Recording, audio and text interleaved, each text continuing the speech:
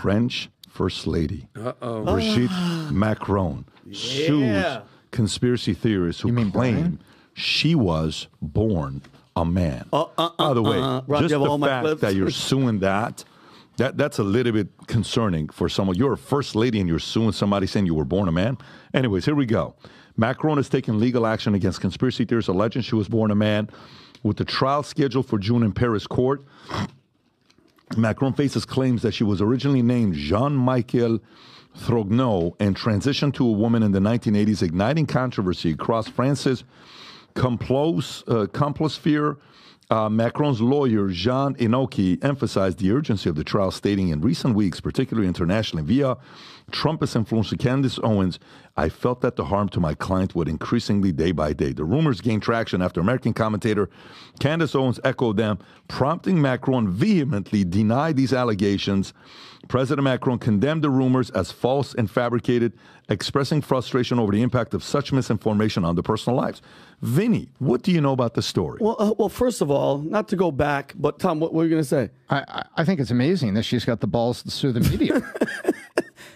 Respect, but right? big audacity. Respect. Yeah. So, first of all, we covered the story. Not only was there so many layers to this thing, just going back to the origination part of it, she met him when he was 15 years old.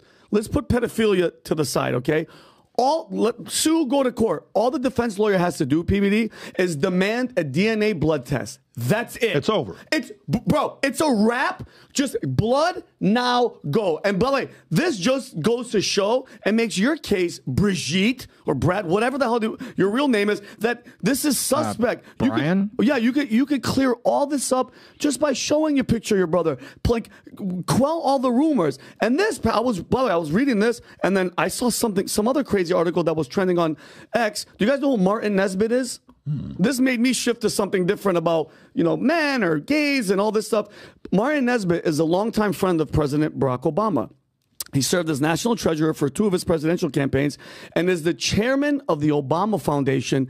And you know what's crazy? He looks exactly like Barack and Michelle Obama's older daughter, Malaya. Can you guys show that? Who recently, by the way, look at... She just recently dropped her last name and only goes by her middle name now, which is Malia Ann. And his wife, Anita. Who dropped her last name? The oldest one in the middle, top middle. She dropped her last name now. She dropped her last name. Wait, are you sure about Google it right now. I want you guys to... by the way... What's her first name? Malia. Malia Ann. Obama dropped her last name? She dropped her last name. Let's see what the first article is. Oldest daughter, her latest film, dropped her last name in favor of her middle name. Okay? She dropped it because she doesn't want to be... We'll go into that later. What was the reason that she... Because she's a movie. She's in movies. She doesn't want her name to be used. Whatever. That's neither here nor there. Go back to this guy's wife. Martin. Stay on that. Stay on that for a second. Your father is the first black president. How do you drop your name? So here's the question. Why is Malia Obama changing? Fresh out of Harvard and stepping into the world of filmmaking, has made a unique choice for her professional journey.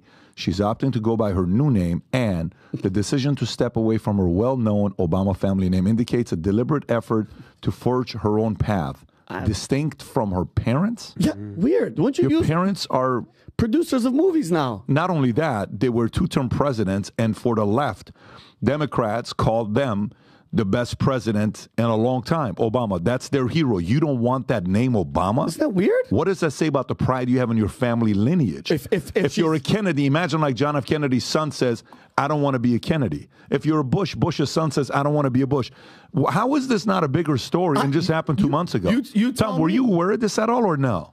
I was not aware of this, and I think it speaks volumes. Okay, continue with your story. Thank you. And we'll go back to this. And then, I love you, Robbie. Keep this photo up. Now, his wife, Anita Blanchard, Martin Nesbitt's wife, she's a doctor, and she's credited for delivering both of Obama's babies. And she looks exactly like their youngest child, Sasha. Okay, and listen, all I'm saying is it's worth an explanation, okay?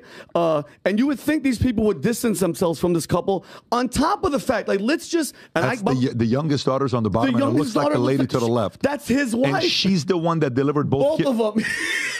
It's just weird. Doesn't look anything like Michelle. Doesn't look anything like Barack. Let's just keep going. And by the way, I had to keep going deep. And this, when we talked about maternity things earlier, PBD, there's no photos of Michelle Obama pregnant. That's very, very fishy. You just mentioned. Oh, you're going there. You and Jen had them. Yeah. I'm just saying. And then, by the way, I'm going to keep going backwards. Remember earlier this year, the story about Obama in college. He wrote to his ex-girlfriend, Alex McNear, where he said, and I quote, in regard to homosexuality, I make love to men in my mind, in my imagination, on a daily basis. Okay? Another step back. Tucker Carlson interviewed Larry Sinclair. Remember, that imagination turned into reality because remember his testimony. He said Barack and him were running around Chicago back in the day doing crack cocaine in the back of a limo and making stops at the Comfort Inn to have sex. And Sinclair passed a lie detector test and he signed an affidavit. It's just very, very weird that all these things are happening. This story just came up on my feed 2 or 3 times,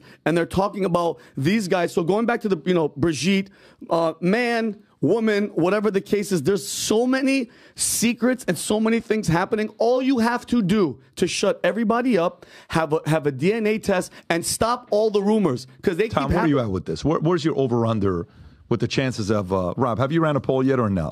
Run a poll to see who believes Brigitte Macron is a man. Born a man. I'm actually curious. Just a yes or no. Can I guess the percentage? No, let them do it. Okay, write it down. Write it down.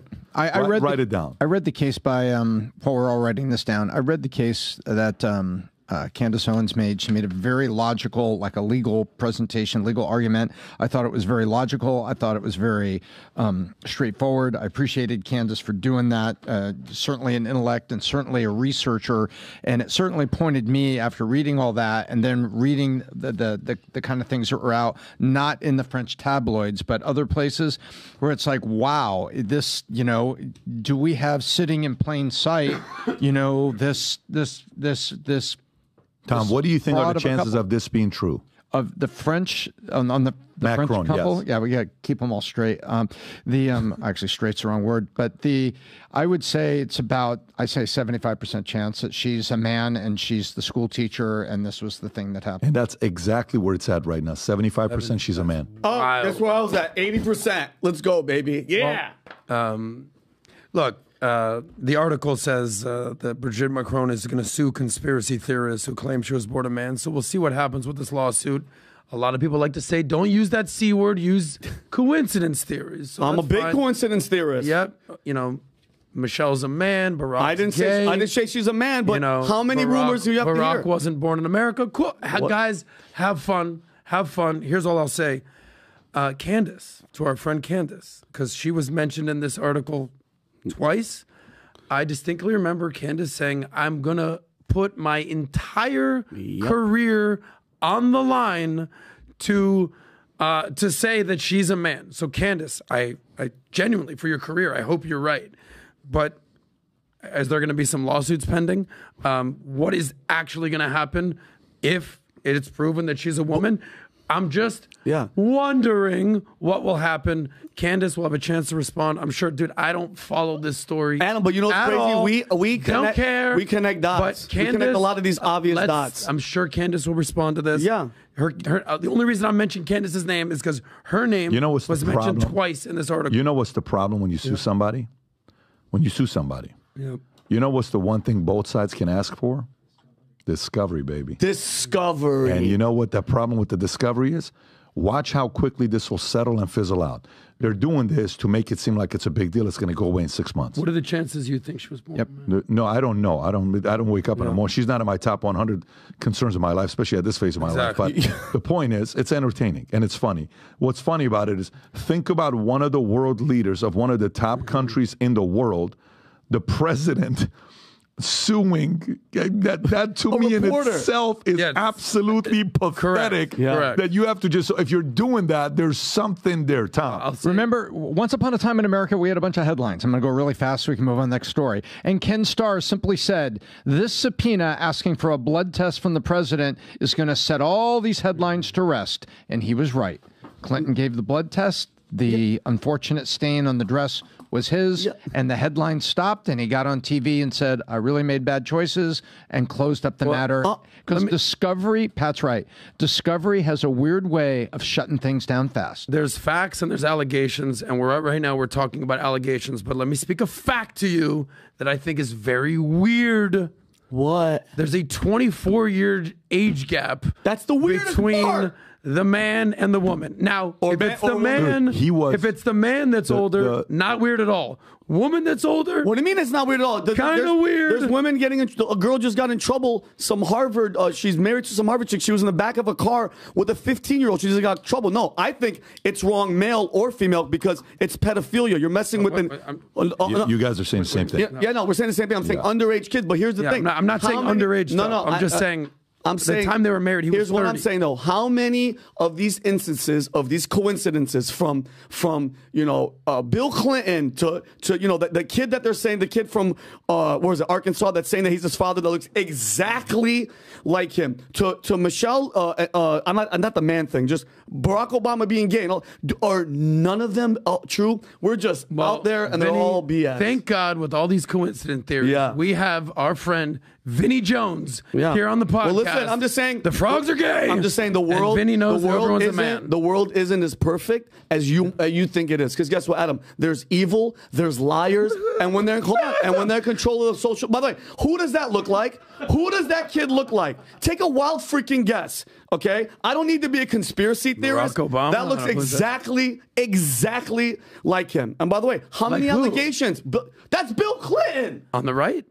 Adam, are you joking right now? Bill Clinton's on the right. Yes. Who's the black guy on the left? That's the kid that's saying that Bill Clinton is his father. Roger Stone has interviewed this kid, and he's like, he is my father. Okay. So I'm just saying, you know what I mean? When there's smoke, there's fire. Guess what? The house is burning down. Thank you. All right. Well, Vinny Jones said it must be true. I'll wear that hat proud. Let's go. Meanwhile, back in reality. Let's go to the next one. All right. Tom, don't get me started. So Javier Milei goes to Austin, meets with Elon Musk. They have a great meeting. And then story comes out, Javier Milei splits with Lioness girlfriend over work pressure. Milei, Argentina's right-wing president, announced, this is a Telegraph story, by the way, so I have to put that right-wing in there, announced the end of his relationship with the actress-comedian Fatima Flores due to conflicting work schedule. If you saw him making out with a girl on TV, this was the lady. He expressed pride in Flores' professional success, stating, as a result of the overwhelming professional success that Fatima, of whom I'm extremely proud of, is experiencing, she has received numerous job offers to work both in the United States and in Europe. The couple, who began dating in July the previous year, cited their demanding careers as a reason for parting ways while expressing mutual admiration and respect. Milei emphasized their decision to maintain a friendship despite their love for each other, saying, this is why we decided to end our relationship and maintain a bond of friendship, given how much we feel for each other and how much we love, respect, and admire each other. Adam. Well, shout out to Javier Milei. If he ever sees this clip, we're fans of what you're doing economically in Argentina. I mean, Argentina was sort of the Paris of South America. The Eva Perón's came in and showed up, and that's been a country that's been reeling economically, inflation-wise, and he's come in, and Vinny, what does he always say? Afuera. He's cutting Señorita, things. He's cutting things. He's cutting things out of the government. He's cutting things out of regulation, and now he's cutting off his girlfriend because she's, I guess, too much to deal with. And the most ironic thing about this is he broke up with her right after spending time with Elon Musk. Now, if you've been following the Elon Musk story, aside from Tesla, what's been going on in his world the last handful of years? He was dating Grimes. They've been having their she's half alien, half human, in my opinion. AI. They had some kid issues. They're dealing with drama. He wrote the book Elon. Who wrote it? It was him. No, it was a biography. Walter Isaacson wrote it. One of the parts of the book was he talked about the hellacious relationship he had with none other than Amber Heard. People forget that before Johnny Depp, Amber Heard was dating Elon Musk. And here's some quotes from the book that you can find out from the book. He says the following. Elon Musk's new biography and his relationship with Amber Heard called hellacious. After suffering depression giddiness and manic energy. She took him to a dark vortex that produced a deep-seated pain that lingers to this day. So Amber Heard has not only done hellacious things with Elon Musk, it was obviously we saw what happened with Johnny Depp. I don't know what was happening with Javier Milei and his girlfriend, but believe me, if he's sitting spending time with Elon Musk and he's having relationship issues, the bottom line is Elon Musk said, cut that chick off. And that's what happened.